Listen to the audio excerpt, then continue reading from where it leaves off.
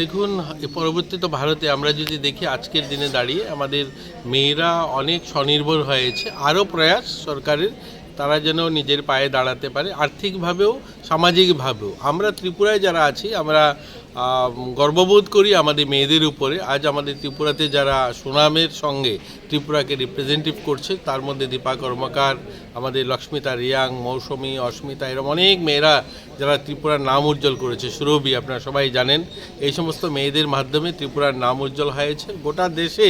আজ আমরা যদি আমাদের বিত্তমন্ত্রী দেখি, নির্মলা সীতারমন, এই ধরনের গুঞ্জন সাক্সেনা, এরকম অনেক মেয়েরা যারা রয়েছে ভারতকে রিপ্রেজেন্টেটিভ করেছে গোটা বিশ্বের কাছে। তো আমরা চাই আমাদের মেয়েরা আত্মনির্ভর হোক, স্বনির্ভর হোক, তারা যেন তাদের নিজের পায়ে দাঁড়াতে পারে। বেটি বাঁচাও বেটি পড়াও প্রধানমন্ত্রীজির একটা কার্যক্রম, যে কার্যক্রমের মধ্যে দিয়ে গ্রামীণ এলাকার মেয়েরা যেন বেরিয়ে আসতে পারে, তারা তাদের প্রতিভার বিকাশ ঘটাতে পারে। তারই এই প্রয়াস আমাদের আগরতলা আইসিডিএস প্রজেক্টের উদ্যোগে আজকে গ্রহণ করা হয়েছে। এখানে যারা প্রতিভাবান মেয়েরা রয়েছে, মায়েরা যারা রয়েছে, তাদেরকে সম্মান করা হবে।